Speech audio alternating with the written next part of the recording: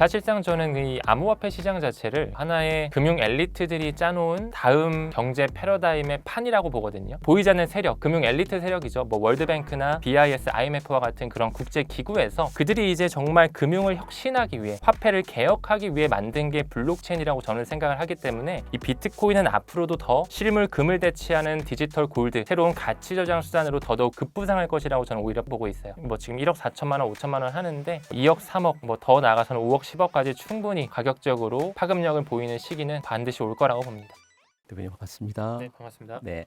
오늘 문창훈 작가님 모시고 비트코인에 관련돼서 몇 가지 인사이트 나누고자 하는데요. 첫 번째로는 최근에 이제 비트코인이 등락폭이 컸다가 이번에 좀 많이 올라왔는데 이렇게 큰 폭의 하락과 상승을 보여주는 이유는 뭐라고 생각하십니까?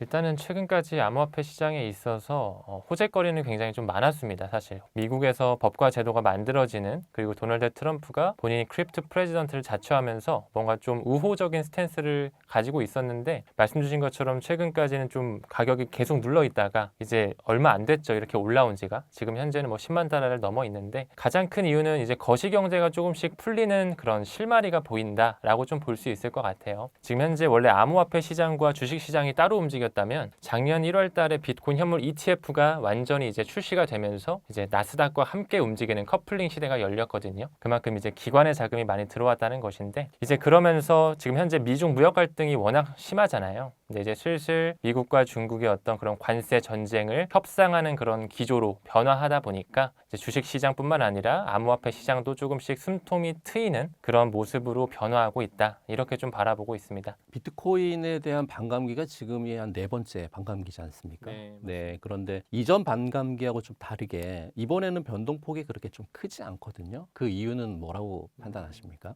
일단은 이전과 좀 사이클적으로 달랐던 이유와, 이제 질문 주신 것처럼 변동폭이 아직까지는 크게는 못 상승하고 있잖아요. 일단 크게 못 상승한 이유부터 먼저 좀 말씀을 드리면, 아직까지는 거시경제에 대한 불확실성이 워낙 큽니다. 지금 뭐 미국 월가를 대표하는 뭐 모건 스탠리라든지 JP 모건에서도 미국에 대한 경기 침체 가능성을 워낙 상향 조절하고 있기 때문에 투자 심리가 위축될 수밖에 없죠. 그 부분 때문에 일단 큰 상승은 아직까지 못 나온 거는 맞고요. 그리고 평상시 지금 네 번째 반감기 사이클임에도 불구하고 역사적인 패턴과 좀 달랐다고 하는 것은, 지금까지는 반감기가 있은 다음에 1분기가 굉장히 강했거든요. 네 번째 반감기가 작년 4월달, 2024년의 4월달에 있었는데, 항상 역사적 패턴에 따라갔다라고 한다면 2025년 1분기가 굉장히 강력했어야 됩니다. 근데 지금까지는 그렇게 항상 뭔가 공식처럼 1분기가 좋았다면 올해 1분기는 사실 굉장히 안 좋았거든요. 그 부분 역시나 저는 이제 트럼프의 관세 정책으로서 굉장히 좀 거시적인 어떤 매크로 상황이 너무 불확실성이 커졌고, 뭐 그뿐만 아니라 코인 시장 자체에 뭐 바이비트 해킹 사건이라든지 뭐 트럼프 밈코인, 뭐 아르헨티나 대통령을 이름을 딴 리브라 밈코인, 그런 러그풀 사태가 좀 있었다 보니까 전체적으로 좀 시장이 많이 깔아앉았었다. 이렇게 좀 고찰할 수 있을 것 같습니다. 반감기 이후에 이 비트코인이 지금 1억을 넘어갔지 않습니까? 원화로 보게 되면 그러면 한간에서는 1억 넘어간 이후에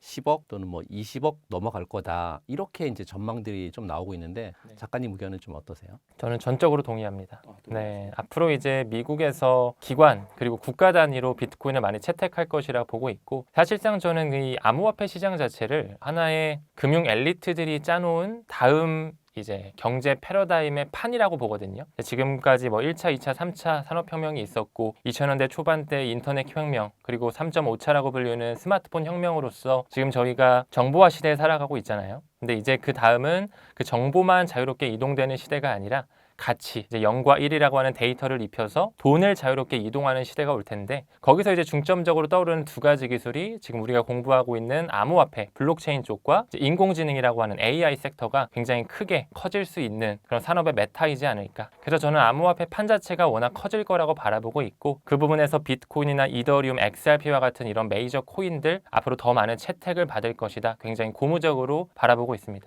비트코인이 최근 들어서 이제 10만 달러를 넘었는데요. 그러면서 한간에서 지금 10만 달러를 넘은 이 비트코인이 더 가지 않을까 라고 얘기들을 좀 하고 있거든요. 그러면 작가님이 보시기에 비트코인의 상승 신호 어떤 걸 체크해야 좋을지 한 말씀 해주실 수 네. 있으실까요? 일단은 최근까지 뭐 비트코인을 필두로 한 암호화폐 시장 자체가 매크로 환경 때문에 발목이 잡혀 있어서 못 갔기 때문에 일단은 그 관세에 대한 불확실성이 좀 해소가 돼야 되지 않을까. 뭐 연기를 하든 아니면 어느 정도 협상을 하든 간에 사실 중국과 미국 둘 다 하고자 하는 것이 약달러 그리고 금리 인하, 이제 글로벌 메이저 코인들이 오르기 위해서는 사실 유동성이 공급되는 게 매우 중요한데 두 국가 모두 그 방향으로 나아가고자 하는 그 니즈가 있기 때문에 저는 협상이 될 수밖에 없다라고 생각을 하고요. 그렇게 돼서 매크로에 대한 어떤 상황 자체가 좀 어느 정도 원활하게 풀린다고 하면 이제 법과 제도가 만들어지는 그 블록체인 쪽의 호재가 완전히 좀 반영이 되면서 비트코인 가격이 올라가는 뭐 예를 들어 기관의 채택을 받는다거나 우리가 잘 알고 있는 빅테크 회사, 뭐 마이크로소프트나 페이스북, 메타와 같은 그런 회사에서 비트코인을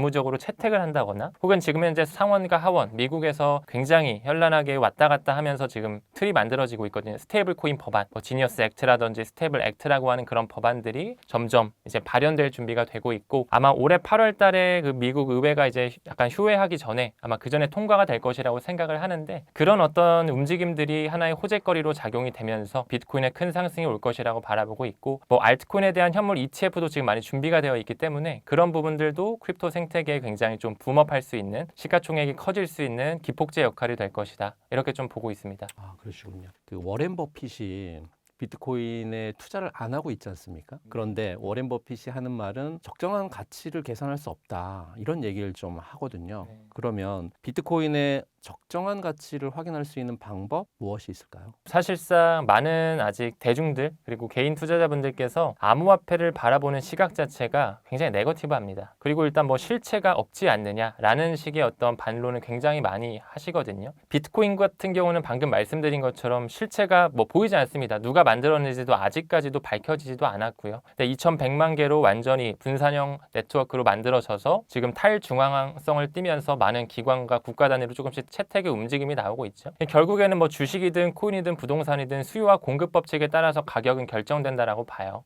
그렇기 때문에 저는 앞으로 이 블록체인 생태계가 더더욱 법과 제도가 만들어지고 이제 산업에 대한 어떤 메타 자체가 이제 디지털 생태계 보이지 않는 곳으로 나아가는 과정에 있어서 새로운 온라인 금이죠. 이제 가치 저장 수단의 새로운 어떤 형태가 나왔다 이렇게 좀 바라보고 있고 그 이외에 뭐 이더리움이나 XRP, 솔라나 같은 경우는 뭐 보이지 않는 게 않습니다. 이더리움도 이더리움 재단이 있고 XRP도 리플이라는 회사, 이제 미국 샌프란시스코에 있는 하나의 핀테크 회사고요. 솔라나도 마찬가지로 솔라나 재단이 있거든요. 거기서 그 코인들, 유틸리티 코인들이 앞으로 어떤 효용성을 가져가고 어디에 쓰이고 기관의 채택을 받느냐 이런 부분에서 우리가 암호화폐 투자를 이어가야 된다라고 저는 생각을 해요. 그리고 무엇보다 이제 워렌 버핏 말씀 주셨는데 말씀 주신 것처럼 워렌 버핏은 2000년대 초반 때부터 비트코인은 본질적 도박이다. 난 이거는 믿지 못하겠다. 이거는 뭔가 돈 세탁 지표로 활용되는 것 같다. 이런 식으로 실제로 말을 한 적도 있었죠. 워렌 버핏 같은 경우는 실제로 리플사와 공식적으로 파트너십을 맺고 있다라고 볼 수가 있어요. 왜 그러냐면 워렌 버핏이 이끌고 있는 버크셔 해서웨이 투자 회사가 있죠. 지금 현재 미국 월가의 주인이라고 불리는 뱅크 오브 아메리카의 대주주 1대 주주가 바로 버크셔 해서웨이, 즉 다시 말해 워렌 버핏이 이끌고 있는 하나의 월가의 뭐 은행권이라고 볼 수가 있는데 실제로 현재 리플사와 이 뱅크 오브 아메리카가 공식적 파트너십 관계에 있습니다.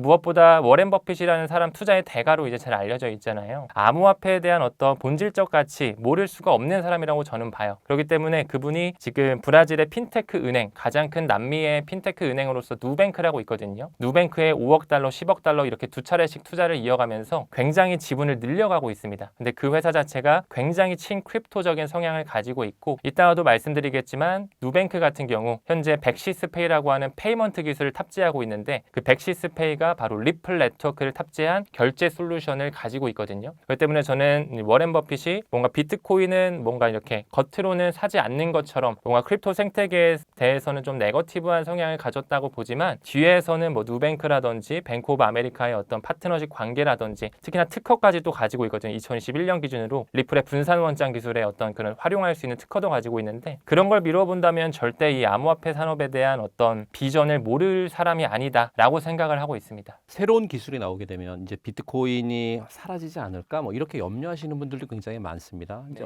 어쨌든 비트코인은 블록체인 기반으로 만들어졌기 때문에. 그런데 차세대의 양자 컴퓨팅이 만약에 나온다라고 하면 작가님은 혹시 이 양자 컴퓨팅이 나오면 사라지지 않을까라고 하는 이 답변에 어떻게 생각을 하세요?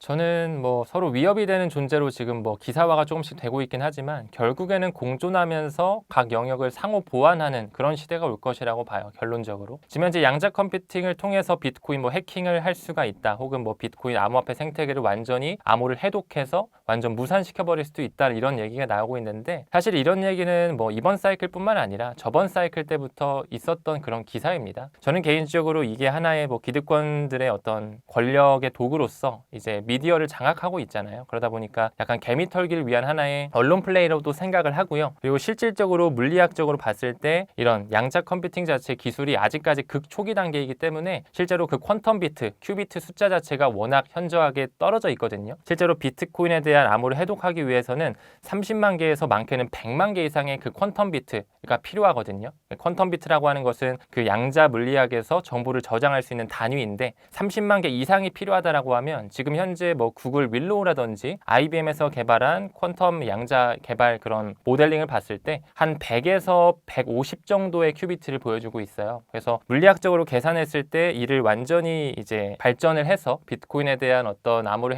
해독하기 위해서는 2, 30년 정도의 시간이 걸릴 것이다. 뭐 이런 얘기가 나오기도 하는데 그럼 그렇다고 해서 뭐 2, 30년 뒤에는 양자 컴퓨터가 그만큼 많이 산업이 발전이 돼서 비트코인을 완전히 무산시킬 수 있냐? 저는 그건 아니라고 봐요. 그때 정도가 되고 시간이 지남에 따라 서로 이제 보완해 줄 수 있는 오히려 지켜줄 수 있는 양자 컴퓨터 기술로 이 암호화폐에 대한 해킹 이런 문제를 완전히 방어할 수 있는 오히려 그런 상호 보완적인 관계로 갈 것이지 그게 막 물어뜯으면서 뭐가 더 맞다 이런 관계로 가는 거는 저는 굉장히 희박하다라고 봅니다. 그 젠스낭 CEO가 예전에 양자 컴퓨팅 시대가 2, 30년 걸릴 거다라고 얘기했다가 그걸 다시 번복했거든요. 최근 들어서 번복하면서 양자 컴퓨팅 시대가 도래하게 되면 세상이 뒤바뀔 거다라고 얘기를 좀 하면서 비트코인에 대한 얘기를 좀 강력하게 얘기했단 말이죠. 젠스낭 CEO의 이 발언에 대해서는 어떻게 생각하세요?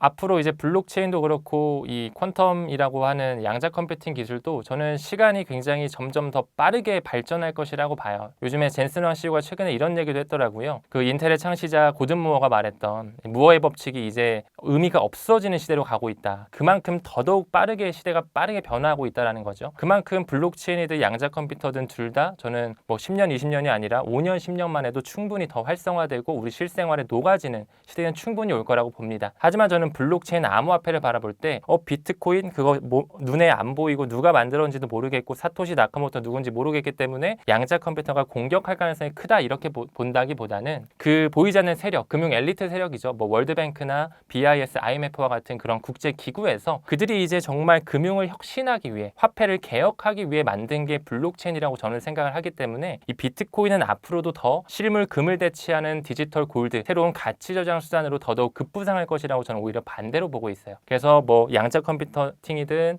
비트코인이든 뭐 앞으로 더 빠르게 아마 우리 실생활에 녹아들어 올 텐데 같이 좀 보완하면서 컨트랙션이 있지 않을까. 좀 오히려 저는 긍정적으로 좀 바라보고 있습니다. 이제 앞으로 그렇게 되면 코인이 굉장히 유망한 가치 수단의 투자 중에 하나가 될 건데 일전에 작가님 그 영상을 봤었을 때 자녀들이 코인을 하나 정도는 갖고 있어야 된다 이렇게 말씀을 좀 하셨거든요. 이렇게 처음 투자하시는 분들 포트폴리오를 어떻게 구성하는 게 좋다고 생각하십니까? 뭐 투자에 대한 어떤 성향에 따라 좀 다를 수는 있겠지만 좀 보수적으로 생각했을 때는 비트코인과 같은 그런 좀 안전자산으로 좀 볼 수가 있겠죠. 암호화폐 전체를 봤을 때 비트코인이 아무래도 가장 시가총액이 높다 보니까 그래서 비트코인 한 절반 정도는 가져가는 게 좀 바람직하고 이상적이지 않을까 이런 생각을 하고 그 위에 나머지 50%는 이제 뭐 이더리움이나 뭐 XRP, 솔라나와 같은 그런 알트코인들 웬만하면 시가총액 높은 그런 코인들을 천천히 모아가는 전략, DCA 전략이라고 하죠. 이제 분할 매수 전략을 꾸준하게 좀 가져가서 뭐 한 가지 종목에 올인하기보다는 이 암호화폐 전체 생태계에 좀 긍정적으로 바라보면서 조금씩 분산 투자하면서 이제 분할로 모아간다. 이런 투자 접근이 저는 조금 더 바람직하지 않을까 생각하고 있습니다. 사실 비트코인만 미루어 봤을 때 나스닥과 미루어 본다면 나스닥에 비해서는 물론 변동성이 크지만 종목에 따라서는 오히려 더 가격 방어가 잘 되기도 하거든요. 지금 현재 비트코인 시가총액이 2조 달러가 넘어가서 총 이제 뭐 애플이랑 견줄 만한 뭐 엔비디아랑 견줄 만한 그런 시가총액까지 슬슬 올라오고 있는데 또 무엇보다 웬만하면 좀 여유 자금으로 투자하시는 걸 권장을 드립니다. 본인이 뭐 한 달에 10만 원, 20만 원 적금 들듯이 천천히 모아가듯이 좀 적립적으로 우리가 투자를 이어갔으면 좋겠는데 이제 빚을 내서 투자하시는 분들이 또 종종 계세요. 그런 분들이 이제 대표님 말씀 주신 것처럼 암호화폐 변동성이 워낙 크다 보니까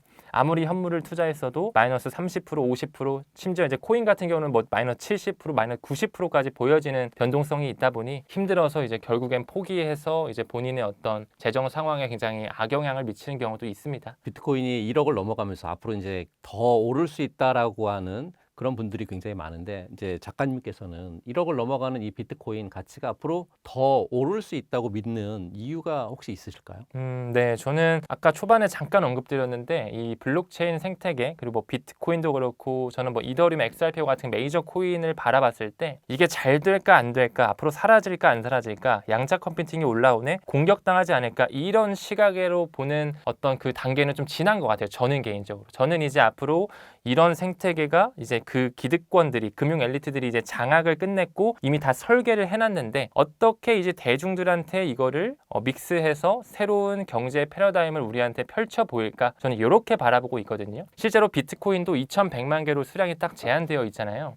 근데 사실상 지금 뭐 전체 물량의 10%, 20%는 이미 그들이라고 하는, 그러니까 연준의 뿌리, 미국 행정부의 뿌리, 도널드 트럼프를 대통령으로 만들었던 뭐 리플사도 있고 암호화폐 회사들의 뿌리, 그들이 이미 다 설계하고 장악을 해 있거든요. 실제로 뭐 마이크로 스트래티지 많이 들어보셨잖아요. 최근에 이제 사명을 MSTR 스트래티지로 완전 바꿨는데 벌써 55만 개라는 비트코인을 소유하고 있습니다. 마이클 셰일러가 회장으로 있지만 실제로 대주주를 봤을 때 뱅가드, 블랙록, 스테이트 스트리트, 그리고 뭐 뱅크 오브 아메리카, 여기도 뱅크 오브 아메리카가 들어가거든요. 그런 분들이 굉장히 그 스트래티지의 주식에 대한 어떤 지분을 굉장히 많이 가지고 있어요. 뭐 그뿐만 아니라 채굴 업체들, 채굴 업체라고 하면 뭐 마라톤 디지털 홀딩스나 라이엇 플랫폼이나 클린스파크, 그리고 최근에 도널드 트럼프랑 같이 합작해서 이제 아메리칸 비트코인을 설립한 헛8이라고 하는 그런 채굴 업체들, 굉장히 많은 비트코인을 채굴하고 있어요. 그만큼 이제 전력이 빵빵하고 자금력이 있다라는 건데, 그들의 뒷배를 봤을 때도 다 그 금융 엘리트들의 자산 운용가들,